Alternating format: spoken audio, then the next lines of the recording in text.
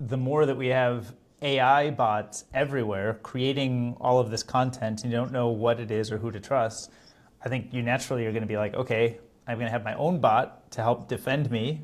And part of the defense is just organize and fish out the stuff that I should care about. And the rest of it I'll just leave be because it doesn't serve me. Right. But that feels like it's kind of playing out now, but it may take years. I don't know. So to me, I mean, like you asked for requests for product experiences or things like, I want that.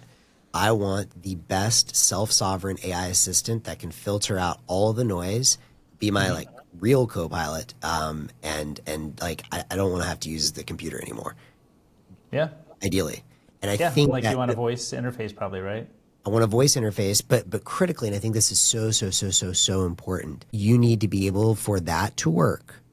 And we've talked about this many times, but you need to know as much as humanly possible about the creation of that model or the agent, where it's hosted, who has access to it, because there's a 0% chance it's going to go well if a company is the one hosting that for you. I mean, it's going to be like what happened with Facebook and the ads 1.0 or 2.0 on steroids.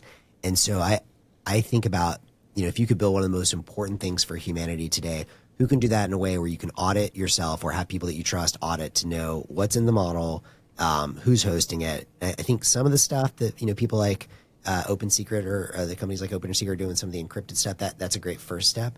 But who's gonna create the sort of Apple of AI experiences? Maybe it will be Apple one day. Who's gonna create the Apple of AI assistance?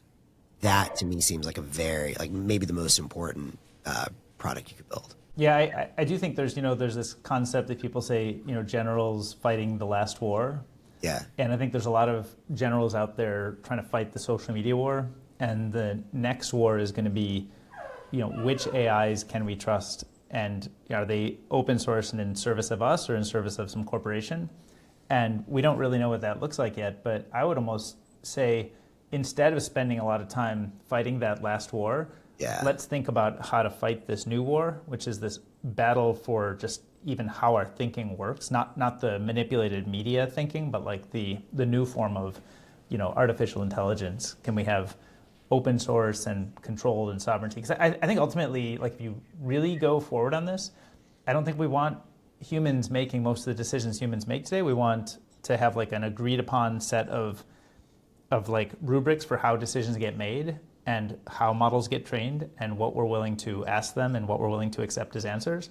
I think that'll be a better version of the world when we get there.